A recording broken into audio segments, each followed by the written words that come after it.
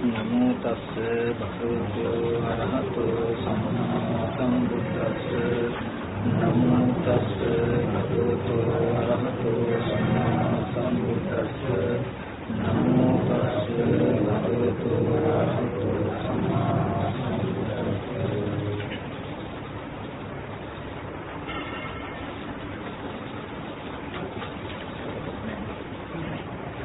එතකොට මේ ප්‍රශ්නේ ටිකක් තියෙනවා මොකද මේ පටිච්චසමුප්පාද ධර්මය කියන්නේ නේද? ඒකද ප්‍රශ්නේ තියෙන්නේ නැත්තම්. අපි එතෙන්දී මෙහෙම බලමු. දැන් අපි ගාව තියෙනවා සතර ඇද බැද තබන කෙලෙස් ධර්මතා ප්‍රධාන වශයෙන් 10ක්. මේ කෙලෙස් 10දී දිට්ඨිත් වන සංයෝජනත් වන කෙලෙස් කියලා කොටසක් තියෙනවා. දිට්ඨි නොවන සංයෝජන වන කෙලෙස් කියලා කොටසක් තියෙනවා. අපි සක්කාය දිට්ඨි විචිකිච්ඡා සීලබ්බත පරාමාස කියන මේ කෙලෙස් තුන දිට්ඨි සහගතයි හැබැයි සංයෝජනේ බැඳුණා. ඊට පස්සේ කාම රාග, පටිඝ, රූප රාග, අරූප රාග, මාන උද්දච්ච, අවිජ්ජා කියන අනිත් සංයෝජන 7 දිට්ඨි නෙවෙයි නමු සංයෝජන විතරයි. තෘෂ්ණාව මුල් කරගෙන තියෙන දේවල්. එතකොට මේ දිට්ඨි සහගත කෙලෙස් ටික දුරු වුණොත් අයින් වුණොත් එයාට කියනවා දිට්ඨි සම්පන්නයි නැත්නම් සෝවාන්. මොනතරම් උත්සාහයක් තිබුණත් මොනතරම් වීරියක් තිබුණත් සමාධියක් තිබුණත් සීලයක් තිබුණත් සක්කාය දිට්ඨි විචිකිච්ඡා සීලබ්බත පරාමාස කියන කෙලෙස් ටික අයින් කරන්න බෑ. ඒ ටික අයින් වෙන්නේ නුවණකින් දර්ශනයකින්. මොනතරම් නුවණක් තිබුණත් මොනතරම් දර්ශනයක් තිබුණත් කාම රාග, පටිඝ, රූප රාග, අරූප රාග, මාන උද්දච්ච, අවිජ්ජා කියන කෙලෙස් ටික අයින් වෙන්නේ ඒකට උත්සාහයෙන් සමාධිය මතයි ඒ කෙලෙස් ටික ගෙවෙන්නේ. මොනතරම් නුවණක් තිබුණත් චිත්ත සමාධිය නැතුව අර කෙලෙස් ටික ගෙවෙන්නේ. මොනතරම් සමාධියක් තිබුණත් ප්‍රඥාව නැතුව මේ කෙලෙස් ටික ගෙවෙන්නේ නැහැ. ඉතින් මෙතනදී මේ ශාසනයේ සක්කාය දිට්ඨි විචිකිච්ඡා සීලබ්බත පරාමාස කියන මේ දිට්ඨි වන සංයෝජන ටික ගෙවෙන්නේ දර්ශනයකින්. ඒකයි දර්ශනයෙන් පහකට යුතු කෙලෙස් කියලා මේ ටිකට පෙන්නනවා. එතකොට මේ ශාසනයේ මේ කෙලෙස් ගෙවෙන දර්ශනය මොකක්ද? ඒ දර්ශන චතුරාර්ය සත්‍යය. මේ දුක ඇති මේ දුක නැති මේ දුක නැති කරන මඟ කියන මෙන්න මේ චතුරාර්ය සත්‍ය අවබෝධයෙන් දර්ශනයෙන් තමයි මෙන්න මේ සක්කාය දිට්ඨි විචිකිච්ඡා සීලබ්බත පරාමාස කියන කෙලෙස් ටික කෙරෙන්නේ. එතකොට මේ චතුරාර්ය සත්‍ය අවබෝධ කරගන්න තමයි අපිට මේ පටිච්ච සමුප්පාද ධර්මතාවය තියෙන්නේ. පටිච්ච සමුප්පාද ධර්මතාවය හරහා තමයි චතුරාර්ය සත්‍ය අවබෝධ වෙන්නේ. පටිච්ච සමුප්පාද ධර්මයේ නුවණින් දැක්කොත් මේ චතුරාර්ය සත්‍ය අවබෝධ වෙනවා. අපි කියමු දැන් බුදුරජාණන් වහන්සේ එදා සම්මා සම්බුද්ධත්වයට පත් වෙන වෙලාවේදී ප්‍රථම යාමේදී පෙරවිසු කඳ පිළිවෙල දන්නා නුවණ සාක්ෂාත් කරගත්තා. මධ්‍යම යාමේදී සත්‍යංගි චතුප්පාත දන්නා නුවණ සාක්ෂාත් කරගත්තා. පස්චම යාමේදී බුදුරජාණන් වහන්සේ පටිච්ච සමුප්පාද ධර්මතාවය අවබෝධ කරගත්තා. බෝසතාණන් වහන්සේට බෝධිත්වයේ මුලදී හිතුණලු අනේ මේ සත්‍යය ලෙඩ වෙනවා, මැරෙන, මහලු වෙනවා, මරණයටපත් වෙනවා, නොයේ කුදියේ දුක් දුම්නස් විඳිනවා. අනේ මේ සත්‍යය අවදානම් මේ දුකෙන් නිදහස් වෙයිද? ඇත්තට මේ සත්‍යය මේ දුකටපත් වෙන්නේ ඇයි, මොකක් නිසාද කියලා හිතුණා. හිතනකොට බෝසතාණන් වහන්සේට නොවනට අවබෝධ වුණා මේ ඉපදීම නිසායි මේ සියලු දුක් ටික ඉපදීම ඇති වෙන්නේ කොහොමද? භවය නිසා, භවය ඇති වෙන උපාදානක නිසා මේ විදිහට අනුපිළිවෙලින් අවිද්‍යාව දක්වාම ගිහිල්ලා ඊට පස්සේ අවිද්‍යාව ඉඳන් ආපහු ප්‍රතිලෝමෝ ජරා මරණ දක්වාම ආවට පස්සේ තමයි එහෙනම් මේ ජරා මරණ දුක ඇති වෙන්නේ මෙන්න මේ නිසා නේද කියලා පටිච්චසමුපාද ධර්මතාවය පැහැදිලි වුණා. අන්නේ පටිච්චසමුපාද ධර්මතාවය අවබෝධ වීමෙන් තමයි චතුරාර්ය සත්‍ය අවබෝධ වුනේ. චතුරාර්ය සත්‍යයෙන් තමයි සක්කාය දිට්ඨි විචිකිච්ඡා සීලබ්බත පරාමාස කියන කෙලෙස් ටික. ඒ කෙලෙස් ටික දිහා හොඳට බලන්න. සක්කාය දිට්ඨි කියලා කියනකොට සක්කාය කියලා කියන්නේ මේ පංච උපාදාන ස්කන්ධ. නැත්නම් රූප වේදනා සංඥා සංඛාර විඥාන කියන ස්කන්ධ ටික ඒ ස්කන්ධ ටික සත්වයේ හැටියට පුද්ගලයේ හැටියට සමන් හැටියට දකින්න එකට තමයි සක්කාය දිට්ඨි කියලා කියන්නේ. එතකොට විචිකිච්ඡාව කියලා කියන්නේ සැකය. මොකද්ද සැකය? උබ්බන්තේ කාමකති, පෙර ජීවිතය පිළිබඳ සැකයි, අනාගතය පිළිබඳ සැකයි, දැන් වර්තමානය පිළිබඳ සැකයි. එතකොට මේ පටිච්ච සමුප්පාදයේ හරහා වර්තමාන ස්කන්ධ සංතතිය ඇති වෙන හැටි දැක්කහම අතීතේ තමන් හිතියද අනාගතේ තමන් ඉඳීද නැද්ද කියන මෙන්න මේ කෙලෙස් ටික ගෙවෙන්නේ ඉබේම. එතකොට ඕකෙදී අපි කියමු බුදුරජාණන් වහන්සේ ලෝකේ පහළ වුණත් නැතත් මේ හේතුඵල ධර්ම නැත්තම් පටිච්චසමුප්පාද ධර්මතාවයේ ලෝකේ තියෙන්නේ. ලෝකයේ තුල පටිච්චසමුප්පාද ධර්මතාවයේ තියෙනවා. එතකොට බුදුරජාණන් වහන්සේලා ඒ ලෝකයේ හැමදාම පැවතුණු හැමදාම පවතින ධර්ම ධාතුව අවබෝධ කරගන්නවා. අවබෝධ කරගත්තාම තමයි ඒ අවබෝධ කරගෙන ලෝකයට ප්‍රකාශ කරනකොට තමයි ආර්ය සත්‍ය වෙන්නේ. සත්‍ය සහ ආර්ය සත්‍ය කියලා දෙකක් තියෙනවා. සත්‍ය කියන්නේ මේ ලෝකයේ හැමදාම පවතින ධර්මතාවය. එතකොට මේ පටිච්චසමුප්පාද සිද්ධියෙන් පැහැදිලි කරන්නේ අපිට දුක ඇති වෙන්නේ කොහොමද කියන කාරණා. ඒකෙදී මේ පටිච්චසමුප්පාද සිද්ධියේදී අතීත අනාගත වර්තමාන කියන කාලත්‍රයක්ම පෙන්වන්නේ මොකක් නිසාද? අන්නර විචිකිච්ඡාව අතහැරෙන්නේ පුබ්බන්තේ කංකති අපරන්තේ කංකති පුබ්බන්ත අපරන්තේ කංකති කියලා මේ ditthිසහගත කෙලෙස් ටික අතහැරෙන්නේ පටිච්චසමුප්පාද දර්ශනය මේ තුන් කාලෙකින් දැක්කහම. තුන් කාලෙකින් බලන්නේ ඒ නිසාම. එතකොට එතනදී වර්තමානයේ පිළිබඳව ඉස්සෙල්ලා බුදුරජාණන් වහන්සේ මේ පටිච්චසමුප්පාද දර්ශනය පෙන්නනවා. ඔකදී ගියේ කර්ණ දේශනා ටික එහෙම ඔයගොල්ලෝ අහුවා නේද? අහුවා.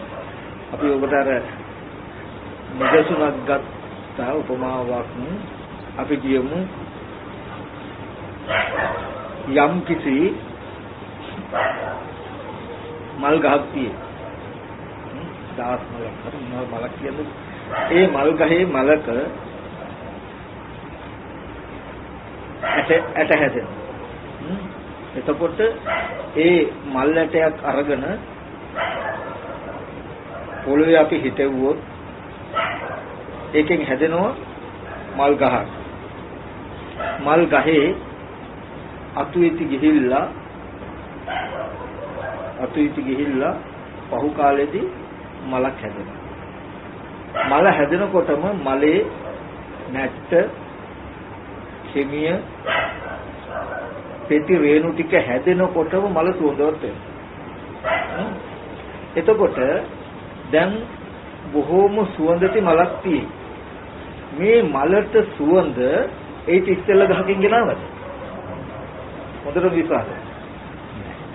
ඒත් ඉස්සෙල්ලා ගහෙන් මේ මලට සුවඳ ගෙනාවේ නැහැ. ඒත් ඉස්සෙල්ලා ගහෙන් අපිට හම්බුනේ මොකද්ද? මෙතන ගහක් හැදෙන්න පුළුවන් බීජයක් විතරයි ඇටයක් විතරයි නේද? ඒ ඇටේ පෙර අනිත් ඒත් ඉස්සෙල්ලා මල් ගහේ මලක හැදුණු මල් ඇටේ හේතු වුණා මොකද? දැන් මේ ගහ හැදෙන්න උනේ මල් ඇටේ හේතුනේ ගහ හැදෙන්න. ගහ හේතු වුණා නැට්ටක් හැදෙන්න. නැට්ට හේතු වුණා ඔන්න මල් පෙති කෙමිය මේ ටික හැදෙනකොටම සුවඳ ඇති වෙනවා කියන ධර්මතාවය. දැන් මේ සුවඳ මලේ රේණු පෙති ටික නිසා හටගත්තු සුවඳ ඒ ටික මල්ලගෙන නේ තියෙන්නේ. මෙහෙම තියෙන තාක්ම සුවඳ තියෙනවා. දැන් ඔය වගේ සුවඳ මල තියෙද්දී ක්‍රමක්‍රමයෙන් මල මෝරනකොට මොකද වෙන්නේ? ආයෙත් මේ මලේ ඇට හැදෙනවා. මේ මලේ පෙති ටික ගිලිහිලා වැටෙන දවසට රේණු ටික හැදෙනකොට සුවඳත් ඒකම නැති වෙනවා. මේ මලේ මොහු කරපු ඇටයක් හේතු වෙනවා ආපහු ගහක් හැදෙනවා. ආයෙත් ඒ ගහේ නැටි හැදිලා මලක් හැදෙනකොට ආයෙත් ඒ මල සුවඳ. දැන් මේ මලේ තියෙන සුවඳෙන් චුට්ටක්ක ඒ මල එහා මලට ගියාද? හොඳට බලන්න අතීතයේදී බොහෝම සුවඳති මල් තිබුණා. දැනුත් ගොඩාක් සුවඳවත් මල් තියෙයි. අනාගතයට සුවඳවත් මල් තියෙයි. හැබැයි කිසිම වෙලාවක ඒටි ඉස්සෙල්ලා මලේ සුවඳ මේ මලට ආවෙත් මේ මලේ සුවඳ එහා පැත්තට ගියෙත් නැතුව නමුත් හැමදාම සුවඳති මල් ලෝකේ තියෙනවා කියලා ධර්මතාවයක් තියෙන්නේ නේද? පටිච්චසමුප්පාද ධර්මතාවයක් තියෙනවා. ඒ වගේ කිසිම වෙලාවක මල් වල සුවඳ අතීතේ මෙහාට ගෙනාවෙත් නැතුව මෙහෙන් අනාගතයටත් යන්නේ නැතුව එතන ධර්මතාවයක් තියෙනවා. අපිට නිකමටවත් හිතෙන්නේ සැකේකුත් නෑ අපිට ඇත්තටම මේ මලේ සුවඳ කොහේදලා ආවේ කොහෙද තිබුණේ කියලා හිතෙනවද අපිට? නෑ. ඇයි එහෙම හිතෙන්නේ නැත්තේ? අපි හොත්තටම දන්නවා මේ මල හැදෙන්න පෙර උදව්වක් වුණා නම් උදේනේ පෙර ගහක ඇටයක් මිසක. ඒ මල් ඇටයකින් හෝ දණ්ඩකින් හෝ මුලකින් හෝ හැදුණු ගහ උදව් කරගෙන මල් පෙති මේ ටික ඇති වෙනකොටම ඒ ටික නිසාම හටගත්ත සෝද ඒ ටික අල්ලගෙන තියෙන මිස කොහෙන්වත් ආවේ නැහැ කියලා අපිට විශ්වාසයි. අනාගතයට සෝදවත් මල් තියෙනවා කියලා දන්නවා. ඒත් අපිට හොඳටම පැහැදිලි විශ්වාසයි මේ මලේ සෝදනය යන්නේ. ආපහු යන්නේ කොහොමද? මේ ගහේ මල් ඇටයක් හෝ නැත්නම් පොලයක් හෝ දණ්ඩක් හෝ තමයි පැලවිලා තව ගහක් හැදෙන්නේ ඒ ගහේ නේද? ඒ උපමාවෙන් වගේ මලේ සුවඳට උපමා කළේ මම අපි අද ලෝකේ ජීවත් වෙන අපි අතීතයේ හිටියනම් කොහේ ඉඳද්ද කොහොම ඉඳද්ද කියලා කෙසේද විමති සහගතව සසරට දුවන අපි මැරිලා උපදීනම් කොහේ උපදීද මොන විදිහට උපදීද කියලා විචිකිච්ඡා සහගත අනාගතයට දුවන්නේ මේ සත්පුද්ගල දෘෂ්ටිය නිසා. මේ සත්පුද්ගල හැඟීම නිසා. එහෙම මේ අතර දුවන එක සාධාරණයි. ඇයි? අපි හැමෝටම තේරෙනවා පෙනෙනවා මේ මම කියනකොට මේ මම තව සත්‍යයක් තව පුද්ගලයෙක් කියන හැඟීමක් තියෙයි තමයි. මේ තවත් අනිත් සත්‍යයේ පුද්ගලයෙක් ඉන්නවා කියන හැඟීමකුත් තියෙයි. Taman සත්‍යයක් කියලා නැත්නම් අපි ලෝකේ විවහාරයෙන් ගත්තොත් මේ මම පුද්ගලයෙක් කියලා මම සත්‍යයක් කියන හැඟීමක් Tamanට තේරෙනවා පෙනෙනවා. මේ තවත් සත්‍යයේ පුද්ගලයෙක් ඉන්නවා කියලා තේරෙනවා. දැන් මේ සත්‍ය පුද්ගලයා හැදුනේ කොහොමද කියන එක දන්නේ නැත්තම් නිරායාසයෙන්ම එහෙනම් මේ ඉන්න සත්‍යයා කොහේ හරි ඉඳන් එන්න ඇති කියන ප්‍රශ්නේ ඇති වෙන්නේ නිරායාසයෙන්. එයි දැන් මේ පුද්ගලයෙකුත් පෙනෙනවා නම් Taman ඉන්නවා කියලාත් පෙනෙනවා නම් තව සත්වයෝ ඉන්නවා කියලාත් පෙනෙනවා. හැබැයි දැන් මේ ඉන්න මාව හැදුනේ මේ අනිත් සත්‍ය පුද්ගලයා හැදුනේ කොහොමද කියන එක දන්නේ නැත්තම් ස්වභාවිකවම ඉබේම ඇති වෙන අදහසක් තමයි එහෙනම් මේ ඉන්න කෙනා කොහේ හරි ඉඳන් එන්න බෑ නේද? එහෙනම් කොහේ හරි ඉඳන් එන්න ඇති. ආවනම් ආවි කොහේ ඉඳලාද? කොහොම ඉඳලා දාගේ කියලා નિરાයාසයෙන්මයි අතීතයේ පුබ්බන්තේ කංකතිය ඇති. මේ පුබ්බන්තේ කංකතියට නැත්තම් පෙර ජීවිතයේ ආරම්භය සැකයට මුලින්ම බලපාන්නේ සක්කායයි. ඒ කියන්නේ දැන් තමන් මේ රූපේ තමන් කියලා තේරෙන. මේ රූපේ මම කියලා පේනවා. ඒ ඉන්න මම ඒ ඉන්න කෙනා එහෙනම් ඒක ඇති වෙච්ච හැටි දන්නේ නැත්නම් ඉන්න මම ඉන්න කෙනා ආවේ කොහෙන්දද කියලා ප්‍රශ්නයක් ඇති වෙනවා. ඊගාවට දෙවනුවට નિરાයාසයෙන්ම එහෙනම් මේ ඉන්න මම ඉන්න මගේ අනාගතේ මොකක් වෙයිද? අපි මැරිලා කොහේ යයිද? කොහාට යයිද? කොහොම උපදීද කියලා ප්‍රශ්නයක් ඇති නේද? එතකොට එහෙම පුබ්බන්තේට අපරන්තේට දෙපැත්තට දුවන්නේ වර්තමාන විද්‍යමාන වන කෙලෙසේ නිසා. ඔතනදී ditthi සහගත කෙලෙස් වල තියෙනවා අපි කියමු උපාදාන ගත්තොත් අත්වාද උපාදානය ditthi උපාදාන කියලා උපාදාන දෙකක් ඔයගොල්ලෝ අහලා තියෙනවා නේ. මේ අත්වාද උපාදානය සහ ditthi උපාදානයේ වෙනස මොකක්ද? හඳුනගන්නේ කොහොමද? අත්වාද උපාදානය කියන එක හැම වෙලාවෙම වර්තමානයක තියෙනවා. රූපං අත්තතෝ සම්මුපස්සේ රූපය ආත්ම වශයෙන් දකින්න. අත්ත නීවා රූපං. විෂයාකාර සක්කාය දිට්ඨිය කියලා අපි කියන්නේ. එතකොට මේ අත්වාද උපාදානය තමයි ditthi උපාදානයට හේතු වෙන්නේ. ditthi උපාදානයේ ලක්ෂණය හඳුනගන්නේ කොහොමද? ditthi උපාදානය හැම වෙලාවෙම තියෙන්නේ අතීත අනාගත කියන කාලත්‍රය අතුරු කරගෙන පෙර ඉඳන් ආපු දැන් ඉඳ යන ආත්මයක් දකින්න. දෙකින් දෙකට යන ආත්මයක් දකින්න. එතකොට අත්වාද උපාදානය වර්තමාන ආත්මයක් දකින්න. ditthi උපාදානය පෙර ඉඳන් ආපු ආත්මයක් දකින්න. ඒ දෙආකාර ditthi සහගත කෙලෙසටම හේතුව මේ සත්‍ය පුද්ගලයා කියන හැඟීම ඇති උනේ කොහොමද කියන එක දන්නේ නැති නිසා. එතකොට අර මලේ උපමාව වගේ මේ පටිච්ච සමුප්පාද ධර්මයෙන් කියලා දෙන්නේ ජාතිය නැත්තම් තමන්ව උපන්න හැටි. මේ තමන්ට තමන් ඉන්නවා කියලා තේරෙනවා. මම ඉන්නවා කියලා තේරෙනවා. ඒ මම ඇති උනේ කොහොමද කියලා දන්නේ නැතිකම හින්දානේ මම කොහේ ඉඳද්ද කොහේ ඉඳන් එන්නේද්ද මම කොහාටද යන්නේ කියලා දෙපැත්තට යන්න ගියේ මේ මම ඇති උනේ කොහොමද කියන සිද්ධිය දන්නේ නැති නිසා. ඒකෙදී බුදුරජාණන් වහන්සේ පැහැදිලි කරනවා පටිච්ච සමුප්පාදයෙන් ඉස්සෙල්ලාම අර ඉස්සෙල්ල ගහේ මල් ඇටයක් වගේ පෙර අවිද්‍යාව නිසා පුඤ්ඤාභි අපුඤ්ඤාභි ආනිජ කුසල සහගත අකුසල සහගත කර්ම රැස් කරගත්තා. ඒ ටික දකින්න අපි අර උපමාවේ අනිත් මල් ගහේ මලක හැදුණු මල් ඇටේ වගේ බීජය වගේ දකින්න අවිද්‍යාව පත්‍ය සංඛාරා කියනකොට පෙර ජීවිතේ කරපු කුසල හෝ අකුසල කර්ම. ඒ මල් ඇටේ පොළොවේ හිටෙව්වහම ඒක පැලවෙලා ගහක් හැදිලා ඒ ගහ අතු බෙදුනා වගේ දකින්න විඥාන පත්‍ය නාම රූපච්ඡ සලආයතන කියන දේ. ඒ කියන්නේ අවිද්‍යා කර්ම ටික දකින්න මල් ඇටේ වගේ බීජ වගේ ඒකෙන් හටගත්ත ගහ වගේ දකින්න මල් ගහ වගේ දකින්න මේ විඥානයේ රූපෙට වැටගෙන කය සවිඥානික වෙලා ඇහැකන දිවනාසය ශරීරයෙන් මේ ටික හැදෙනවා. හැදෙනකොට මලක් පිපිලා අතු හැදිලා ඒ අතු වල මල් පිපෙනවා වගේ ඇහැකන දිවනාසය ශරීරය තමයි අතු. ඇහැට රූපයක් ගැටෙනකොට ඊට අනුගතව විඥානය ඉපදිලා චක්කු සම්පස්යෙන් වේදනාව ඇති වෙනවා.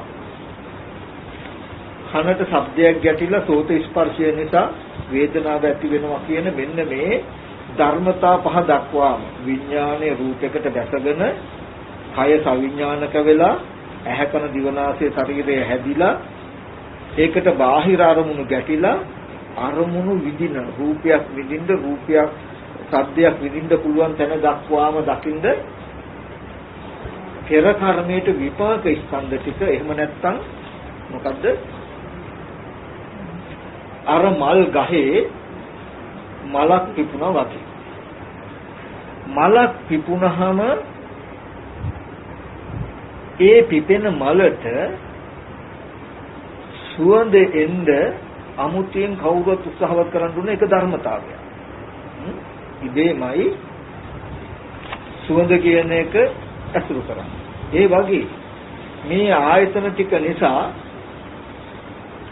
ස්පර්ශයෙන් අරමුණු වල වේදනාව ඇතිවෙන මට්ටම එනකොටම අවිද්‍යාව දුරු නොකළ මනසකට ස්වභාවයක් ඒක රස විඳ ගැනීමම බලන තණ්හාව ඇති වෙනවා කියන්නේ. මේ ඇති වෙන තණ්හාව මේ මලේ ඇති වෙන තණ්හාව මලේ පෙට්ටි ටිකම අල්ලගන්න. මලේ පෙට්ටි රේණු ටික නිසා ඇති වෙන සුවඳ ඒ පෙට්ටි රේණු ටික අල්ල නොගත්තොත් සුවඳ ඇති මලක් හම්බ වෙන්නේ නැහැ. පෙති රේණු ටික නිසාමයි මලේ සුවඳ හමන්නේ. ඒ සුවඳ ඒ පෙති රේණු ටික මල්ල ගත්තාම මල සුවඳයි. ඒ වගේ මේ ඇහැ කන දිව නාසය ශරීරය නිසා උපදින තණ්හාව මම කියන හැඟීම ඒ ටිකම අල්ලගත්තාම අපිට ඇහැ කන දිව නාසය ශරීරය ආවම මම වගේ පෙනෙනවා. දැන් මේ ඇහැ කන දිව නාසය ශරීරය කියන ටික පෙර කර්මයට විපාක වශයෙන් ලැබුණු ස්කන්ධ ටික. ඒ ස්කන්ධ ටිකේ ඇත්ත නොදන්නාකම නිසා ඒකයි වේදනා පත්‍ය තණ්හා කියලා කියන්නේ මේ අරමුණු විඳිනකොට අරමුණු රස විඳ ගැනීම අනුව බලන තණ්හාව නිසා ඒ අරමුණු ටිකම මේ සිත අල්ල ගන්නවා. මේ තණ්හාව මේ ආයතන ටිකටම දැස ගන්නවා. ඒකයි සාකෝ පනේසා තණ්හා කත්ත උපජ්ජමාන උපජ්ජති කත්ත නිවිසමන නේ. ඒ තණ්හාව කොහෙද උපදින්නේ කොහෙද පවතින්නේ? චක්කුන් ලෝකේ පිය රූපං සාත රූපං එත්තේසා තණ්හා උපජ්ජමාන උපජ්ජති එත්ත නිවිසමන නිවිසති. ඇහැ ලෝකේ ප්‍රියයි මధుරයි තණ්හාව උපදින්නේ එහි පවතින්නේ එහි. උපදිනවා සහ පවතිනවා කියන ධර්මතා දෙකක් තියෙනවා. අංගට කියන්නේ දරකූටු දෙකක් එකට අතුල්ලනකොට ඒ ඇතිලීම නිසා ගින්නක් ඉපදුනොත් දැන් දරකෝටු දෙක උදව් වුණා උපකාර වුණා ගින්න හටගන්න. හැබැයි හටගත්ත ගින්න ඒ දරකෝටු දෙක අල්ලගත්තේ නැත්තම් ගින්නට පවතින්න බෑ. එතකොට මොකද වෙන්නේ? නිවෙනවා. දරකෝටු දෙක අතුල්ලනකොට දී දඬු දෙක අතුල්ලනකොට රත් වීම නිසා හටගත්ත ගින්න ඒ ගින්න උපදවන්න හේතු වෙච්ච දඬු දෙකම අල්ලගත්තොත් ඒ දඬු දෙක නිසා උපන්න ගින්න ඉපදුණු ගමන් මේ දඬු දෙකම අල්ලගත්තොත් ගින්න නිවෙන්නේ නැහැ පවතිනවා. කොච්චර කාලයක් පවතිනවද? අර දඬු දී කැලි දෙක තියෙන තාක් පවතිනවා. දැන් ගින්නට දර උපාදානයි කියලා කියනවා. ඒ වගේ මේ ඇහත් රූපයත් දෙක නිසා අපිට මම කියන හැඟීම ඇති වෙනවා. ඒ ඇති වෙන හැඟීම මම කියන හැඟීමට මම කියන්නේ කවුද කියලා මේ ඇහැම රූපෙම පෙන්වනවා. දැන් කවදාවත් දැකලා නැතුව මේ රූපේ දකින්නකොටම අපිට මම කියන හැඟීම ඇති වෙනවා. මම කියන්නේ කවුද කියලා ආයෙත් මේ රූපෙම පෙන්වුවොත් අපිට මේ රූපය ඇතිතාක්ම මම කියන එක පවතී. කන ශබ්දයක් නිසා මම කියන හැඟීම මේ ශබ්දය කාගේද මගේ කියන හැඟීම ශබ්දය නිසා මගේ ශබ්දය කියන එක ඇති වෙනවා. මගේ ශබ්දය කියන්නේ මොකද්ද කියලා ශබ්දෙම පෙන්වනවා. හැමදාම තමන්ගේ රූපේ, තමන්ගේ ශබ්දේ, තමන්ගේ ගන්ධය කියලා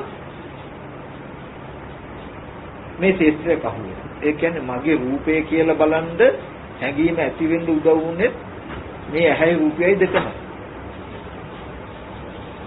ඊට පස්සේ අපි මෙහෙම කිව්වොත් දැන් මෙහෙම දකින්නකොටම මට හිතෙනවා මේ රූපේ දකින්නකොටම දුරකතනය කියන හැඟීමක් ඇති වෙනවා. කාටද ඇති වෙන්නේ? අපිට ඇති වෙන දුරකතනය කියන හැඟීම ඇති වෙන්න තිබුණු රූපෙටම ආපහු දුරකතනය කියන්නේ මොකද්ද කියලා ආයෙත් ඒකම පෙන්වනවා.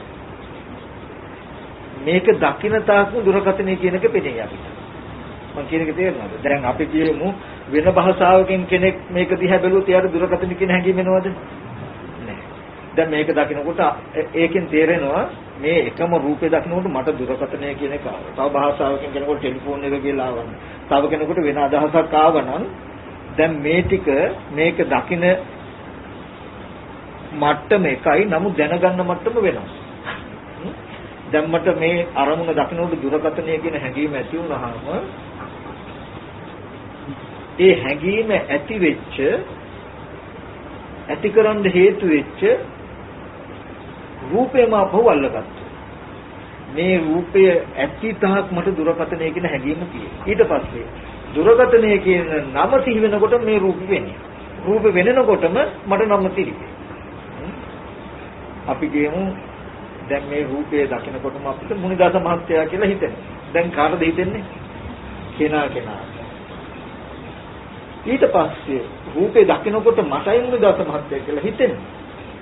මුනිදාස මහත්තයා කියන්නේ කවුද කියලා ඊට පස්සේ මම විපස්සීමකටපත් කරනකොට මුනිදාස යම් රූපයක් නිසා මට මුනිදාස මහත්තයා කියන අදහස ඇති වුණා නම් අදහස ඇති වෙන්න හේතු වෙච්ච රූපෙන් මම පෙන්වුවොත් මුනිදාස මහත්තයා කියලා. මේ රූපය ඇති තාක් මට මුනිදාස මහත්තයා නැති. එතකොට මුනිදාස මහත්තයා කියන නම උපදින්න සහ පවතින්න මේ රූපේ උපකාර වෙලා තියෙනවා. තේරුණා? ඒකින් අපිට තේරෙන්නේ දැන් මෙතුමගේ නම දන්නේ නැති කෙනෙක් ඉස්සෙල්ලාම දැක්කොත් මේ මුනිදාස මහත්තයා කියන අදහස ඇති වෙනවද? නෑ. ඒ කියන්නේ දකින්න කෙනාගේ හිතේ උපදින්නේ නෑ. බැරි වෙලා හරි යම් වෙලාවක ඔබතුමාගේ නම මොකද කියලා මුනිදාස කිව්වම අන්න දැන් දකින්නකොටම මොකද වෙන්නේ? මේ රූපේ දකින්නකොටම කෙනාට හිතෙනවා, කෙනාට සිහි වෙනවා මොකද්ද? මුනිදාස මහත්තයා කියලා හිතෙනවා. හිතෙන්නේ කාටද? දැන් මේ රූපය දකින්න කෙනාට හිතෙනකොට මුනිදාස කියලා හිතුවේ කාටද කියලා ආපහු මේ රූපෙම පෙන්වනවා. මුනිදාස මහත්තයා කියන රූපය උපදින්න සහ පවතින්න මේ රූපේ උදව් වෙලා වගේ ඕගලන්ට මම කියන හැඟීම එන්න උදව් වුණේ ඇහැ කන දිව නාසය ශරීරය කියන මේ ආයතන ටික නිසා තමයි මම කියන හැඟීම ඇති වුනේ.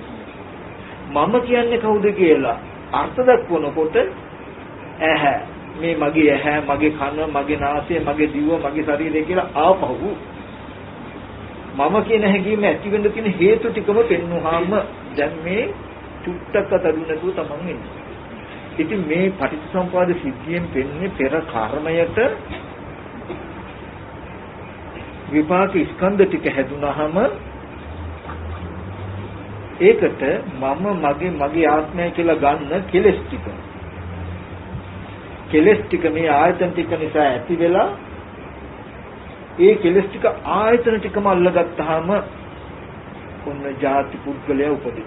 දැන් ඇහැ කන දිව නාසය ශරීරය ඇති මේ මම ඉන්නවා. දැන් මේ ඉන්න මම පෙර ජීවිතේ කොහෙවත් ඉඳලා ආව නෙමෙයි. පෙර ජීවිතේ හේතුනේ මේ විපාක ස්කන්ධ ටික හැදෙන්න. අපි රූපේ කියමු. රූපයයි නාමයයි කියන මේ නාම රූප දෙක හැදෙන්න හේතු වෙන කර්මය තමයි පෙර අවිද්‍යාවෙන් හැදෙන්නේ. ඒ අවිද්‍යා කර්මයට මේ විපාක නාම රූප දෙක හැදුණා. ඒ විපාක නාම රූප දෙක නිසා උපදින මම කියන හැඟීම විපාක නාම රූප දෙකම අල්ලගත්තට පස්සේ දැන් මේ මම ඉන්නවා වගේ තැනක මේ නාම රූප දෙක යම් තාක් පවතීද ඒ තාක් මම කියන හැඟීම නැති වෙන්නේ නැහැ. මොකද මේ නාම රූප දෙකම නිසා උපන්න මම කියන හැඟීම මේ නාම රූප දෙකම අල්ලගෙන පවතී. දැන් මේ පුද්ගලයා මේ රූපයේ ඇතිතාක්ම මේ නාමයේ ඇතිතාක්ම මම වෙලා. මේ නාම රූප දෙක මමයි කියලා හිතාගෙන ඉන්නකොට අර මල සුවඳවත් වී තියෙනකොට මල මෝරලා ඇට හැදෙනවා වගේ මේ පුද්ගල භාවයේ පිටුලා අපි ආපහු කර්ම රැස් කරනවා. යම් කලක මේ නාම රූප දෙක මේ රූපය දිරලා යන දවසක් තියෙයි. විනාශ වෙලා යන දවසක් තියෙයි. අර මලේ පෙති රේණු ටික ගෙවිලා වැටෙනවා වගේ මේ ස්කන්ධ ටික නැති වෙනකොට මේ පුද්ගල භාවයත් ඒකම අතහැරෙනවා. ආපහු මේ පුද්ගල භාවයේ පිහිටලා කරපු කර්ම තියෙනවා. ආන්නේ කර්මය හේතු වෙනවා නැවතත් ප්‍රතිසන්දි වශයෙන් විඥාණය රූපයකට දක්වන්න. ආයත ස්කන්ධ ටික හැදෙනවා. මේ මම කියන අද මම කියලා හිතෙන ටික පෙර කොහේවත් ඉඳලා ආවවත් කොහෙන්වත් ගෙනාවවත් නෙමෙයි පෙර අවිද්‍යා කර්මයට හටගත්තු විපාක ස්කන්ධ ටික ඇසුරු කරගෙන ඉපදුණු සහ පවතින කෙලෙසයක් මම කියන එක තේරුම් ගත්තොත් මම කොහෙන්ද දාවි කොහාටද යන්නේ කියලා අහන්නේ. ඊට පස්සේ මේ පුද්ගල භාවයේ ඉඳලා මේ පුද්ගල භාවයේ තියෙන්නේ මේ මම කියන හැඟීම තියෙන්නේ මේ ස්කන්ධ ටික පවතිනකම් විතරයි. ස්කන්ධ ටික අතහැරන දවසට අර මලේ පෙතිරේන අතහැරන දවසට සුවඳත් අතහැරනවා වගේ මේ රූපේ නැති වෙන දවසට මේ නාම ධර්ම ටික නැති වෙන දවසට මේ මම කියන හැඟීමත් අපිට. හැබැයි මේ පුද්ගල භාවයේ පිහිටලා කරපු කර්ම අර සුවඳවත් වී තිබුවේ මලේන ඇටයක් ආපහු පැලවෙනවා වගේ. මේ කරා වූ පුඤ්ඤාභි සංකාර අපුඤ්ඤාභි සංකාරයන් ආයෙත් හේතු වෙනවා මොකේදද? ප්‍රතිසන්දි වශයෙන් රූපයකට දැකපා. ආයෙත් විපාක ස්කන්ධ ටික හැදුනා ගමම්ම එතන ඒ විපාක ස්කන්ධ ටික අල්ලගෙන උපදින කෙලෙසය ඒ ස්කන්ධ ටික මල්ලගතම ආයෙත් පුද්ගල භාවයේ තියෙනවා. අතීතයේදීත් මේ වගේම පුද්ගල භාවයේ පිහිටලා මව් මල දුක, පියා මල දුක, සහෝදර සහෝදරී මල දුක, ජරා මරණ දුක් විඳින පුද්ගලයෙක් හිටියා දුක් වෙනවා. දැනුත් මව් මල දුක, පියා මල දුක, නිന്ദා අපහාස ඇනුම් දනුම් දුක් විඳින මේ පුද්ගලයෙක් ඉන්නවා. අනාගතයටත් ඉන්නවා. හැබැයි මේ ඉන්න පුද්ගලයා අතීතේ කොහෙන්දමවත් ආවෙවත් මේ ඉන්න පුද්ගලයා කොහටවත් යන්නවත් මෙතන තියෙන්නේ පටිච්චසමුප්පාද සිද්ධිය. එතකොට මේ පටිච්චසමුප්පාද ධර්මතාවය හරහා අවිද්‍යා සංඛාර කියන එක නිර්වචනය කරනවා පෙර කර්ම ටික. විඤ්ඤාණ නාම රූප සලආයතන පස්ස වේදනා කියන ටිකෙන් විපාක ස්කන්ධ ටික පෙන්වනවා. විපාක ස්කන්ධ ටික පෙන්වනවා. තණ්හා උපාදාන භව කියන ටිකෙන් ඒ විපාක ස්කන්ධ ටික වර්තමානයේ මම මගේ ආත්මය කියන හැඟීම විපාක ස්කන්ධ ටිකට එකතු කරගත්ත හැටි පෙන්වනවා. මෙන්න මේ විපාක ස්කන්ධ ටිකට කෙලස් ටික එකතු වෙච්ච ගමම්ම පුද්ගලයා උපදිනවා කියලා ජාතිය පෙන්වන මෙන්න මෙහෙමයි පුද්ගලයා ඇති වෙන්නේ කියන එක. එතකොට කෙනෙක් කර්මයට විපාක ස්කන්ධ ටිකක් හැදිලා ඒ විපාක ස්කන්ධ ටිකට ඒ කියන්නේ කෙනෙක් මල් ඇටේට ගහක් හැදිලා ගහේ මල හැදිලා ඒ මල ඇසුරු කරගෙනයි මේ සුවඳ තියන්නේ කියලා දැක්කොත් සුවඳ කොහෙන්වත් ආවද කියලා යන්නේ නැහැ වගේ පෙර කර්මයටයි මේ විපාක ස්කන්ධ ටික හැදුනේ පෙර කර්මය ඒකටයි විපාක ස්කන්ධ ටික ඇසුරු කරගෙන පවතින කෙලෙසියයි මේ මම මගේ කියලා කියන්නේ. මම කියලා කියන එක මේ ශාසනය කියන්නේ අස්මිමානය කියලා. ඒක කෙලෙසයක්. අපිට මේ මම කියලා හිතන කමට කියනවා මොකද්ද? මානය කියලා. මානය කියන එක කෙලෙසයක්. මගේ කියලා හිතන එකට කියනවා ඒත් මානය. ඒක කෙලෙසයක්. මේ මම මගේ කියලා හිතෙන ටික මාන කියන අනුශය. මානය නැමැති අනුශය කියන ධර්මතාවය මුල් කරගෙන පවතින ක්ලේශ ගතිය. ඒක ඇවිල්ලා රූපේටවත් වේදනා සංඥා සංකාර විඥාන කියන ස්කන්ධයන්ට අයිති එකක් නෙමෙයි. ඒ කියන්නේ මේ සුවඳ කියන එක මලේ පෙති වලටවත් රේණු වලටවත් ඒ ඔක්කොම සම්බන්ධ වෙලා තියෙන කෙමියටවත් නැට්ටටවත් අයිති එකක් නෙමෙයි සුවඳ. හැබැයි ඕව නැතුවත් සුවඳ පවතින්නේ. ඒ වගේ මේ මම කියන හැඟීම රූප වේදනා සංඥා සංකාර විඥාන කියන ස්කන්ධ පංචකයෙන් එකකටවත් අයිති නැති ඒව නැතුවත් පවතින්නේ නැති ධර්මතාවය. එතකොට මෙන්න මේ පටිච්චසමුප්පාද සිද්ධිය පෙන්වන්නේ ඔන්න ওই ටික පෙන්වන්නේ.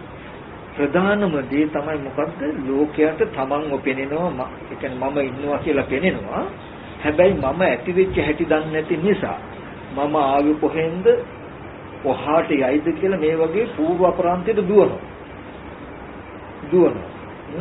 ඒ හින්දා එයා කවදාවත්ම මේ මම කියන කෙලෙස්ය නැති කළා ජරා මරණ දුකෙන් නිදහස් වෙන ප්‍රතිපදාවක් හම්බ වෙන්නේ. එයා හැම වෙලාවෙම කර්ම රැස් කරගෙන කර්ම කරමින් ආපු යන පුද්ගලෙක්ව දකින්න කම නිසා පටිච්චසමුප්පාද සිද්ධියෙන් පෙන්නනවා මම කියන ධර්මතාවය කියන එක ධර්මතාවයක්. ආපු ආත්මයක් නෙමෙයි. මෙන්න මෙහෙමයි ඒක හැදුනේ කියලා කර්මය පෙන්නලා ඒකට විපාක ස්කන්ධ ටික පෙන්නලා විපාක ස්කන්ධ ටික ඇසුරු කරගෙන පවතින කෙලෙසයක් නේ කියන එක පෙන්නලා මේ පෙර කර්මයට හටගත්ත විපාක ස්කන්ධ ටික පිරිසිදු දැක්කොත් මෙන්න මේ මම කියන හැඟීම ගෙවා දාන්න පුළුවන්. මේ ජරා මරණ දුක් විඳින පුද්ගලයා නැති කරන්න පුළුවන්. ඔකදී අපිට තව කාරණාවක් පැහැදිලි කරගන්න ඕනේ. ඒ තමයි ඔයගලන්ට හිතෙන්න පුළුවන් විඥානය නැත්තම් සිතක් රූපයට බැසගත්ත පමණකින්ම මේ පුද්ගලයෙක්ගේ ඉපදීම වුණා කියලා. එහෙම වෙන්නේ නැහැ. විඥානය එහෙමනම් විඥානයේ සත්‍යයගෙන. විඥානය රූපයට බැසගත්ත ගමන්ම කෙනෙක්ගේ ඉපදීම වෙන්න නම් එහෙනම් විඥානය තමයි කෙනා වෙන්නේ. එතකොටම ආත්මයි. විඥානයක් නැත්තම් සිත රූපයට බැසගෙන කය සවිඥානික වෙලා යෑම් ඒම් කීම් කිරීම කරන්න පුළුවන් හිතන්න පුළුවන් පමණකින් ඒ පුද්ගලයා නෙමෙයි. ඒ නාම රූප දෙකේ පැවැත්ම ධර්මතාවය. ඒ නාම රූප දෙක මම මගේ ආත්මය කියලා ගත්ත කෙලස් ටිකටයි පුද්ගල භාවයේ තියෙන පුද්ගල භාවයේ දුක තියෙන. මේ හිත කය දෙක සක්‍රියව පවතින තැනක නෙමෙයි අපිට ජරා මරණ දුක තියෙන්නේ. මේ හිත කය දෙක පුද්ගල භාවයෙන් ඇසුරු කරන තැනකයි. මම ඔකට නිදර්ශනක් හැටියට කියන්නේ වර්තමානයේ දියුණුයි ඔය රොබෝ යන්ත්‍ර හදලා තියෙන්නේ. එතකොට ඒ රොබෝලට අපි මොන හරි වැඩක් කිව්වොත් ඒ කියප එක කරන්න පුළුවන්. අපි වචනයක් කතා කළොත් වචනෙට වචන උත්තරයක් දෙයි. අපි තේකක් හදලා දෙන්න කියලා කිව්වොත් ගිහිල්ලා තනියම හිතලා තේකොළ දාලා සීනි දාලා තේකක් හදාගෙන ගෙනල්ලක් දෙයි. හිතන්නත් කියන්නත් කරන්නත් පුළුවන්. නමුත් රොබෝට හිතනවද මේ මම කියලා? මේ මගේ කියලා හිතනවද? නෑ. එහෙම හිතුවේ නෑ හිතුනේ නෑ කියලා වැඩ කරන්න බැයිද? පුළුවන්. ඒකම වැඩ කරන තව රොබෝ කෙනෙක් කැඩිලා වැටුනොත් අනේ අරයා මරුණා කියලා දුක එනවද? ඈ නැත්තම් බැන්නොත් මට බැන්න නේද හින්ට් එකක් ගැහුවා කියලා ලැජ්ජ වෙන පුද්ගලයෙක් ඒ තුල ඉන්නවද? නෑ.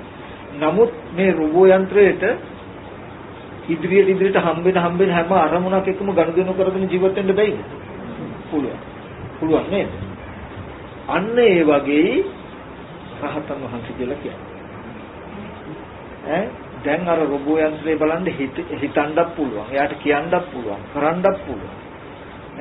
හිතන්න කියන්න කරන්න පුළුවන්කම තිබුණා කියලා දුක් විඳින පුද්ගලයා එතන දැන් අපි හිතන්නත් පුළුවන්, කියන්නත් පුළුවන්, කරන්නත් පුළුවන්. ඒ හිතන කියන කරන එකම දුක් විඳින පුද්ගලයා කියනවා.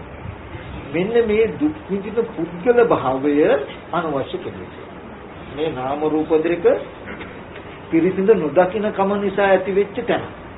අපි සත්‍යය පුද්ගලයා කියලා ආත්ම වශයෙන් පූර්වාන්තයට අපරාන්තයට දුවන්නේ මේ නාම රූප දෙකේ පැවැත්ම නිසා නෙමෙයි. ඒ කියන්නේ හිතන්න පුළුවන්කම, කියන්න පුළුවන්කම, කරන්න පුළුවන්කම නෙමෙයි මේකේ දෝෂය.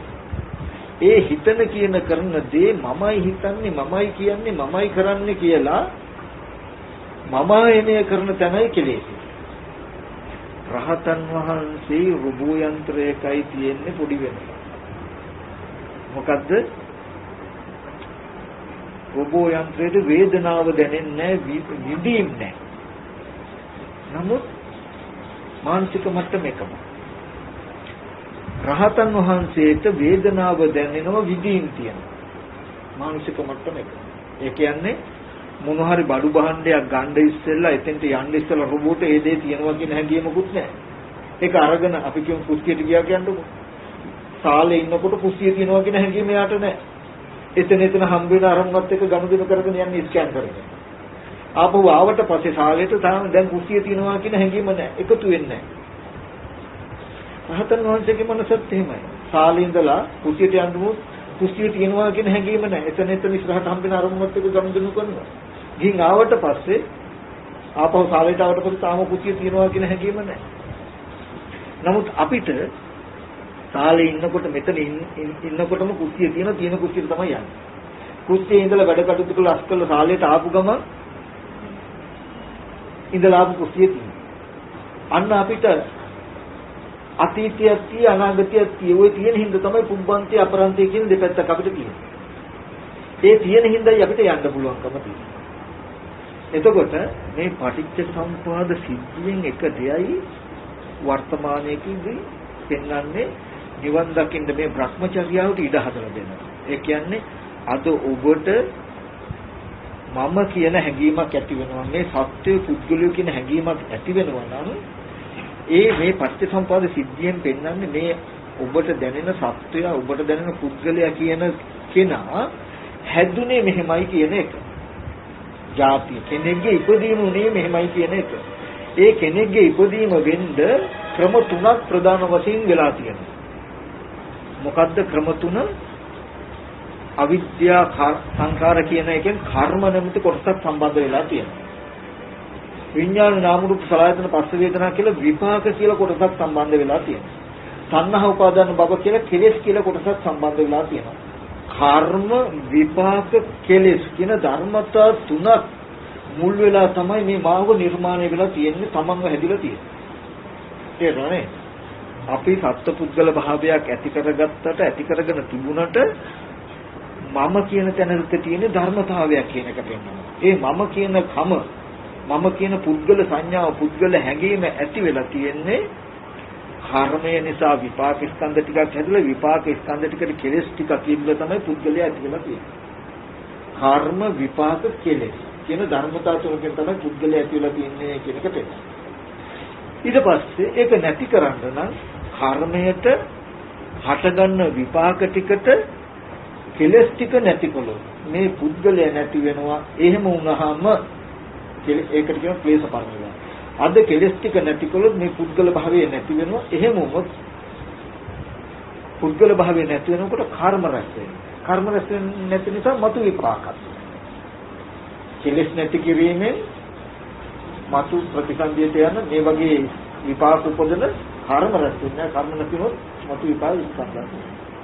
එතකොට මෙතනදී මේ පටිච්චසමුප්පාද සිද්ධිය තේරෙන්නේ නැති කෙනාට හිතෙන්නෙම මම කියලා ආත්මීය කෙනෙක්, මම කියලා සත්‍යයක්, මම කියලා පුද්ගලයෙක් එක මිටටම හම්බ වෙනවා. එහෙම එක මිටටම තමන් කියලා පුද්ගලයෙක්ව, තමන් කියලා කෙනෙක්ව, තව සත්‍යයක්ව හම්බ වෙනකොටයි ඒ ඉන්න මම, ඒ ඉන්න පුද්ගලයා, ඒ ඉන්න සත්‍යයා කොහේ හරි ඉඳන් එන්න ඇති, කොහාට හරි යන්න ඇති කියලා අතීත අනාගත දෙකට දුවනවා. මම නිසා එන දුක ගෙවා ගන්න යාට තැනක්. ඒ පුද්ගල භාවය නිසා එන, ඒ සත්ව භාවය නිසා එන දුක, ජරා මරණ දුකෙන් නිදහස් වෙන්න ක්‍රමයක්. මම ඉන්න කොහේ හරි ඉඳන් එන්න ඇති, කොහාට හරි යයි. ඔච්චරයි. ඒකට යාට කරන්න තියෙන්නේ ඒ මට පුළුවන් තරම් හොඳ තැනකට යන කර්මයක් කරගෙන හොඳ ආත්මයක් ලබා ගන්න පුළුවන්කම තියෙන නිසා නරක කෙරුවොත් මම දුගතියකට ඒ හින්දා මම හොඳ තැනකට දාගත්තා. ඒක හැමදාම බෑ. පාවකාලික. එයාට සදාතනික ජරා මරණ නිදහසක් වෙන්න බෑ. පටිච්චසමුපාදයෙන් පෙන්නනවා දර්ශනය. ඒ මම, ඒ සත්‍යය, ඒ පුද්ගලයා කියලා හැඟෙනවා නම් කෙනෙක්, දැනෙනවා නම් මේ කෙනෙකුට මම කියලා, පුද්ගලයා කියලා, සත්‍යය කියලා දැනෙන කම අද දුක් විඳින මේ දුක ඇති උනේ කර්ම විපාක කෙලෙස්. අවිද්‍යා සංකාර කියන ටික අයිති මොකේද? කර්මයට. විඥාන නාම රූප සලආයතන පස්ස වේදනා කියන ටික අයිති මොකේද? විපාකයට. තණ්හා උපාදාන භව කියන ටික අයිති මොකේද? කෙලෙස්. මේ ධර්මතාව තුන සම්පූර්ණ වුණාම ඇති වෙලා තියෙන මොකද්ද? ජාතිය. තේසං සත්තානං තම්මේ තම්ම සත්තනිකායේ ජාති වුණ පුද්ගලයාගේ ඉපදිය. දැන් ජරා මරණ දුක් විඳිනවා. මේ පුද්ගල භාවය නිසා එන දුක දන්නවා.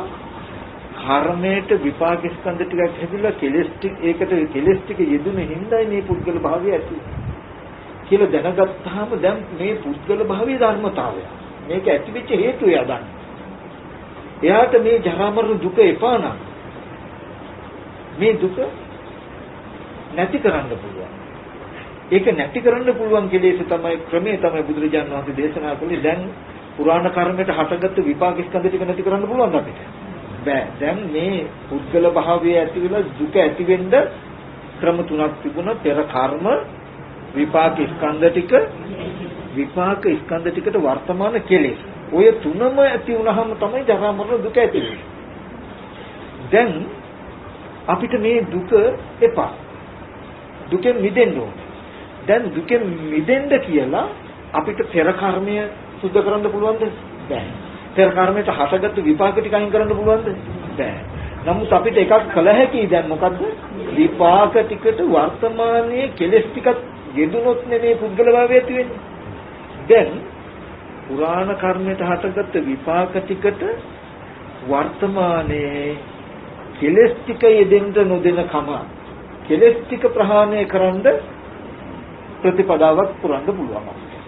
ඒ ප්‍රතිපදාවකින් කෙලස් ටික දුරු කළොත් ඒක ප්‍රතිඵලය මොකද්ද වෙන්නේ? තණ්හා නිරෝධෝ, උපාදාන නිරෝධා, උපාදාන නිරෝධෝ, භව නිරෝධා, භව නිරෝධෝ, ජාති නිරෝධා. ජාති නිරෝධෝ ජරා මරණ ශෝක පරිදේ දුක්ඛ දෝමන සුපායාස නිරුද්ධಂತಿ. බුදුරජාණන් වහන්සේ අජරාමරකම, ජරා මරණ නිරෝධය පෙන්වලා තියෙන කොතන ඉඳලාද? කෙලස් ටික නැති කරන තැන ඉඳලානේ. තණ්හාව නැති වෙනකොට මොකද නැති වෙන්නේ? උපාදානය, උපාදාන නැතුව භවය, භවය නැතුව ජාති, ජාති නැතුව ජරා මරණ කියලා කියනවා. ඒ පෙන්වුවේ ජරා මරණ නැති වෙන්න මේ තණ්හා උපාදාන කියන වර්තමානයේ කෙලස් ටික නැති කළා මේ සත්පුද්ගල භාවය නිසා එන දුක අයින් කරන්න පුළුවන් කියන එක පෙන්වනවා. ඒක පෙන්වන්න පුළුවන්කම තිබුණේ පටිච්ච සමුප්පාද සිද්ධිය හරහා පුද්ගල භාවය ඇති උනේ මෙන්න මේ වගේ ධර්මතාවයකින් කියලා තේරුම් ගත්ත නිසා. පටිච්ච සමුප්පාදේ හම්බ නොවුනේ නම් අපිට සත්වයකුත් පෙනෙනවා, පුද්ගලයෙකුත් පෙනෙනවා, ආත්මිකුත් පෙනෙනවා. හැබැයි gedhi පිටින්ම මේ ඉන්න පුද්ගලයා හැදුනේ හැටි දන්නේ නැති හින්දා ඒක නැති කරගන්න බෑ. දැන් මේ පටිච්ච සමුප්පාද සිද්ධාන්තයෙන් අනාගතයටත් පෙන්නනවා. අනාගතයට අද පෙර කර්මයට විපාක ස්කන්ධ ටිකක් හැදිලා ඒකට කෙලෙස් ඇතිලා අද මේ සත්පුද්ගල භාවයේ ජරා මරණ දුක් ඇති වෙලා විඳිනවා. කොහොම තමයි දුක ඇති වෙන්නේ? මතුවට අද කර්ම රැස් කරගත්තොත් ඒ කර්ම රැස් කරගත් එකට මතු විපාක ස්කන්ධ ටිකක් ලැබෙනවා. එදාටත් මේ වගේ විපාක ස්කන්ධ ටිකට කෙලෙස් යෙදුනොත් එදාටත් මේ වගේ පුද්ගල භාවයේ දුක එනව නේද කියලා පෙන්නනවා. තුන් කාලය කියලා කියන්නේ අතීතයේදී යම් කිසි කෙනෙක් දුක් විඳනනම් දුක් විඳේ මේ වගේ අවිද්‍යාවෙන් හටගත්ත කර්මයකට විපාක ස්කන්ධ ටිකක් ඇතිලා ඒකට තණ්හා උපාදාන කියන කෙලෙස් ටික යෙදුනා නම් මෙන්න මේ වගේම පුද්ගල භාවය ඇති වෙලා අතීතයෙන් දුක් වෙනවා. අද ඒ අතීතයේ කළ කර්මයකට වර්තමාන විපාක ටිකක් හැදිලා ඒ විපාක ටිකට කෙලෙස් ටික යෙදුන හින්දා අද පුද්ගල භාවයේ ඇති කරගෙන මේ දුක් විඳිනවා. අනාගතයට අද කර්ම රැස් කරගත්තොත් අනාගතයට මේ වගේ විපාක ස්කන්ධ ටිකක් හැදිලා ඒකට මේ වගේ කෙලෙස් ඉදලා අනාගතයට මේ වගේ පුද්ගල භාවයේ දුක එනවා. එතකොට අතීතයේදී පුද්ගල භාවයේ දුක් විඳ ඒකට පටිච්චසමුප්පන්න සිද්ධිය යනවා. වර්තමානයේදී පුද්ගල භාවයේ තියෙන පුද්ගල භාවයේ දුක් විඳිනවා ඒකට පටිච්චසමුප්පන්න සිද්ධිය කියනවා. අනාගතයේදී පුද්ගල භාවයේ තියෙන පුද්ගල භාවයෙන් දුක් විඳිනවා ඒකට පටිච්චසමුප්පන්න සිද්ධිය දකිනවා. විසක ඒ දුක් විඳ පුද්ගලයා මෙතෙන්ට ආව මේ දුක් විඳින පුද්ගලයා අනාගතයට යනවා කියලා එකම පුද්ගලයා ගැට ගහන්නේ එහෙම ගියොත් තමයි ආත්ම වෙන්නේ. අන්නේ දිගින් දිගට යන ආත්මයක් කියන එක අතහැරලා මෙන්න මේ වගේ පටිච්ච සමුප්පාද ධර්මතාවයක් හරහායි දුක ඇති වෙලා තියෙන්නේ මෙන්න මේ ප්‍රතිකර්මය කරලා දුකෙන් නිදහස් වෙන්න පුළුවන් කියන දර්ශනයයි ගෙනත්. ওই ටික දකිනකොට සත්ත්ව පුද්ගල ආත්ම භාවයෙන් සත්ත්ව පුද්ගල ආත්ම භාවය නිසා එන ජරා මරණ දුකක් තියෙන නද අපිට මේ ටික දුක්ඛ සත්‍යය. මේ දුකට හේතුව වර්තමාන කෙලෙස් ටික තණ්හා උපාදාන කියන කෙලෙස් ටික ඒක මොකද? සමුදය සත්‍යය. සමුදය සත්‍යය ඇති උනේ කොහෙද? විපාක ස්කන්ධ ටික. විපාක ස්කන්ධ ටික ඇති උනේ කොහෙද? පෙර කර්මය. පෙර කර්මයයි විපාක ස්කන්ධ ටිකයි සමුදය සත්‍යයට දාන්න එපා. හොඳට බලන්න පෙර අවිද්‍යා කර්මයට විපාක ස්කන්ධ ටික ඇති වෙනකොට ඒ විපාක ස්කන්ධ ටිකට තණ්හා උපාදාන කියන කෙලෙස් ටික ඇති වෙච්ච නිසා දුක ඇති වුණා නම් දැන් ජාති ජරා මරණ කියන දුක් ටික දකින්න කොහෙද? දුක්ඛ සත්‍ය හැටියට. දුකට හේතුව තණ්හාවයි කියලා කියන්නේ තණ්හාව නිසායි උපාදානය වෙන්නේ, උපාදානය නිසායි භවය හැදෙන්නේ. මේ උපාදාන වෙලා භවය හැදෙනවා කියන වැඩපිළිවෙලේ මුල් වෙලා තියෙන තණ්හාව නිසා තණ්හාව කියන කෙලෙස්ය නිසා දුකට හේතුව තණ්හාවයි කියලා කියන්නේ. දුකට හේතුව තණ්හාවයි කියලා කියන්නේ කෙලින්ම තණ්හාවෙන්ම දුක හදන නිසා නෙමෙයි. තණ්හාව අරමුණු උපාදාන කරනවා. උපාදානය නිසා භවය හැදෙනවා. ඒ නිසා දුක එනවා. එතකොට මේ දුකට හේතුව මොකද්ද? තණ්හාව. නැත්තම් තණ්හා උපාදාන කියන කෙලෙසිය තමයි සමුදය සත්‍ය. ඒ සමුදය සත්‍ය කොහෙද පිහිටලා තියෙන්නේ? කොතනද ඇති වෙලා තියෙන්නේ? විපාක ස්කන්ධය. ඕගලන්ට ඕනනම් බලන්න මහා සතිපට්ඨාන සූත්‍රයේ ධම්මානුපස්සනාවේ චතුරාර්ය සත්‍ය බලන්න. ඒකේ සමුදය සත්‍ය කියන එක කොහෙද තියෙන්නේ, කොහෙද ඇති වෙන්නේ, කොහෙද පවතින්නේ කියන එක පෙන්නනවා. ඔය ආධ්‍යාත්මික ආයතන 6, බාහිර ආයතන 6, විඥාන 6, ස්පර්ශ 6, වේදනා 6, සංඥා 6, චේතනා 6, විතක් 6, විචාර 6 කියලා 6 කාණ්ඩ 10ක් වෙනවා. 60ක් වෙනවා. එතකොට ජාති ජරා මරණ ශෝක පරිදේව කියලා පෙන්නපු ටික මොකේද මොන සත්‍යෙදයිති? දුක්ඛ සත්‍යය. තණ්හා උපාදාන භව කියන කෙලෙස් ටිකයිති මොකේදද? සමුදය සත්‍යයට. විපාක ස්කන්ධ ටික මොකේද මොන සත්‍යෙදයිති? ඒක සත්‍යයකට දාන්න බෑ. ඒක හේතුඵල ධම. සමුදය නැත්තම් තණ්හාව පැවතුනේ ඉපදුනේ පැවතුනේ මෙන්න මේ විපාක ස්කන්ධ ටික. ඒ කියන්නේ තණ්හා උපාදාන කියන ටිකට තණ්හා උපාදාන කියන කෙලෙස් ඇති වෙන්න තනක් තියෙන්නද? විපාක ස්කන්ධ ටික නිසායි දුක ඇති කරන හේතුව ඇති වෙනවා. දුක ඇති කරන හේතුව ඇති වෙච්ච තැන පෙන්වන්නේ විපාක ස්කන්ධ ටිකට. විපාක ස්කන්ධ ටික ඇති වෙන්නේ මොකෙන්ද? කාරණේ. විපාක ස්කන්ධ ටික ඇති වෙච්ච හේතුව පෙන්නයි කර්මයට. කර්මය පෙන්වුව විපාක ස්කන්ධ ටික හැදුන හැටි පෙන්වන්නද, විපාක ස්කන්ධ ටික පෙන්වුව කෙලෙස් ටික ඇති වෙච්ච හැටි පෙන්වන්නද, කෙලෙස් ටික පෙන්වුව දුක ඇති වෙච්ච හැටි පෙන්වන්න. මොකද පැහැදිලි? දුකට හේතුව මොකද්ද? තණ්හා උපාදාන කියන කෙලෙස් ටික පෙන්න. වෙන මොකවත් පෙන්වලා තියෙනවද? කෙලෙස් ටික ඇති උනේ කොහෙද කියලා මොකද්ද පෙන්නේ? විපාක ස්කන්ධ ටික. විපාක ස්කන්ධ ටික ඇති උනේ කොහෙද? කර්මය බලන්න. එතකොට දැන් අපිට පැහැදිලි කර්මය නිසා හටගත්ත කර්මය නොවුනේ නම් විපාක ස්කන්ධ ටිකක් පෙනේද? විපාක ස්කන්ධ නොවුනේ නම් කෙලෙසියක් පෙනේද? කෙලෙසියක් නොවුනේ නම් දුක පෙනේද? ඒකෙදි දැන් කර්මයේ තිබුණු නිසා විපාක ස්කන්ධ ටික විද්‍යමානයි. ඒකට මුහුත් කරන්න බෑ. ඊට පස්සේ කෙලෙස් ටික නිසා දුක විද්‍යමානයි. අපි කෙලස් ටික නැතිකලුත් දුක පෙනෙයිද? දැන් මෙතන සංදි කියන්නේ. හරිද? එතකොට මේ කෙලස් ටික නිසා වර්තමාන මේ දුක අයින් කළ හැකියි. කෙලස් ටික නැතිකල දුක අයින් කළ හැකියි. එතකොට පංච උපාදාන ස්කන්ධ දුක අයින් වෙනවා.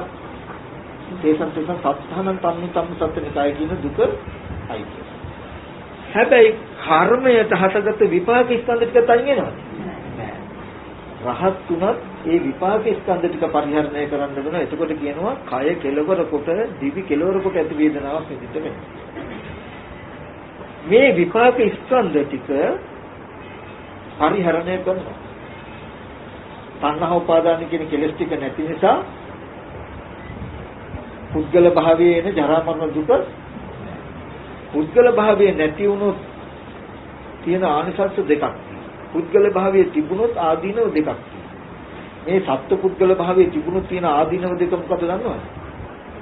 සත්ත්ව පුද්ගල භාවය නිසා ඇතිවෙන ජරා මරණ ශෝක පරිදේ දුක් දුම්නස් විඳින්නටත් වෙනවා. නැවත ප්‍රතිසන්දෙන්ට යන විදිහේ පුද්ගලයා පුඤ්ඤාභි අපුඤ්ඤාභි ආනිච්ච කර්මත් රැස් කරගන්නවා. දිට්ඨ ධම්ම සම්පරායක කියන මේ දෙකම උරුම වෙනවා. තණ්හා උපාදාන කියන කෙලෙසිය ආද නැතිකොලොත් ආනිසංස දෙක. මොකද්ද? දැන් සත්ත්ව පුද්ගල භාවයේ විඳින්න ජරා මරණ දුකත් නැති වෙනවා. පුද්ගල භාවයේ නැති නිසා නැවත ප්‍රතිසන්දිත යන කර්ම රැස් වෙන්නේ කර්මත් වෙන්නේ. ඒ නිසා එතකොට මෙන්න මේ වගේ ධර්මතාවයක් පෙන්වන්නයි බුදුරජාණන් වහන්සේ මේ පටිච්චසමුප්පාදේ සිද්ධියේ.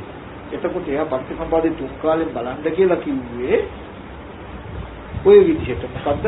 පෙර කර්මයට විපාක ස්කන්ධ ටික හැදිලා ඒකට කෙලස් ටික යෙදුන හින්දා අද මේ වගේ ජරා මරණ දුකක් හැදුනා නම් අනාගතයට දුක ඇති වෙන්නේ මෙහෙම නේද?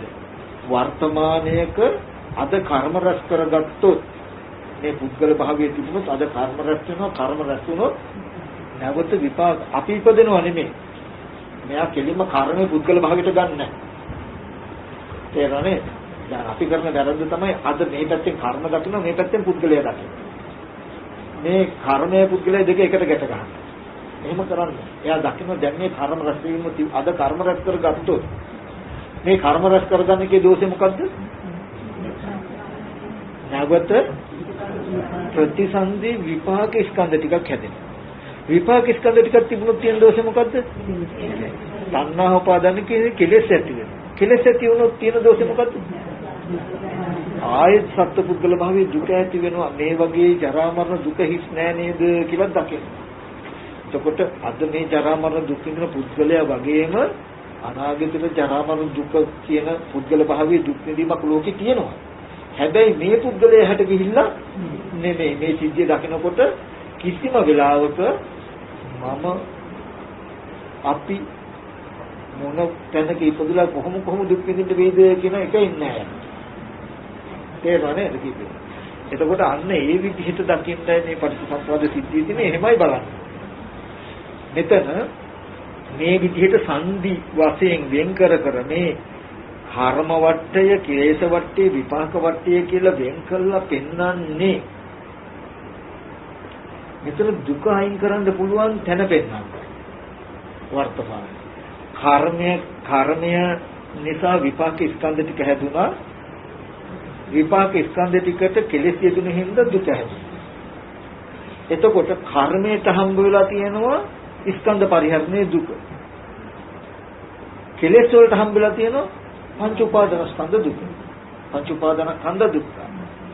එතකොට රහතන් වහන්සේ කියලා කියන්නේ පෙර කර්මයට විපාක ස්කන්ධ ටිකක් හැදිලා ඒකට තණ්හා උපාදාන කියන කෙලෙස් ටික හදාගෙන ජරා මරණ දුක් විඳපු කෙනා තණ්හා උපාදාන කියන කෙලෙස් ටික අයින් කළා පුද්ගල භාවයෙන් දුක අයින් කළා අර විපාක ස්කන්ධ ටික ජීවත් වෙනකොට.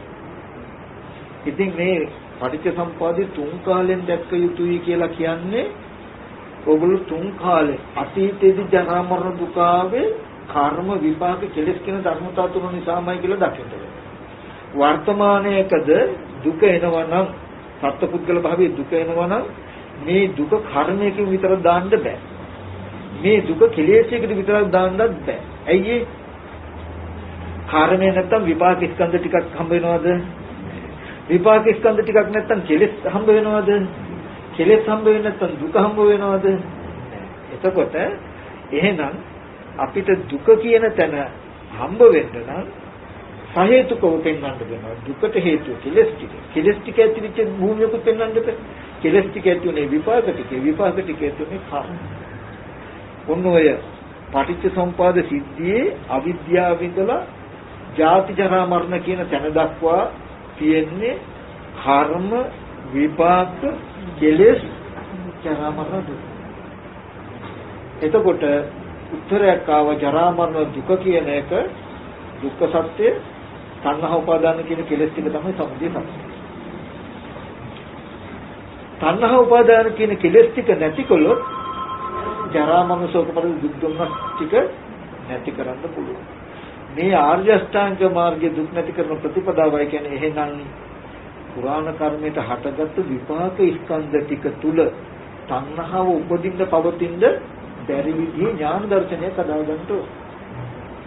විපාක ස්කන්ධ ටික පිළිසිඳ දැක්කොත් මොකද වෙන්නේ?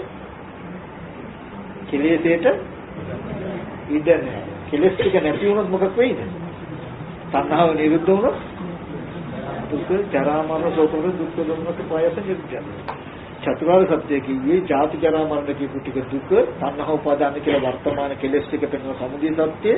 මේ තණ්හා උපාදාන කියන කෙලෙස් ටික නැතිකොලොත් ජරා මරණ දුක නැති වෙනවා. ප්‍රතිපදාව පෙන්වන්නේ සම්මා දිට්ඨිය කියලා එකට පෙන්වන්නේ මොකද්ද? අන්නර විපාක ස්කන්ධ ටික පිරිසිදු දකින්න. ඉති රූපං ඉති රූපත සමුදයෝ ඉති රූපත අත්ංගමෝ කියලා ඉති වේදනාය සමුදය වේදනාය අත්ංගමෝ කියලා මේ පෙන්වන්නේ මොකද්ද පෙන්වන්නේ? විපාක ස්කන්ධ ටික පිරිසිදු දකින්න. ඇයි ඒ පිරිසිදු දකින්නේ? විපාක ස්කන්ධ ටික පිරිසිදු දකින්න මොකද?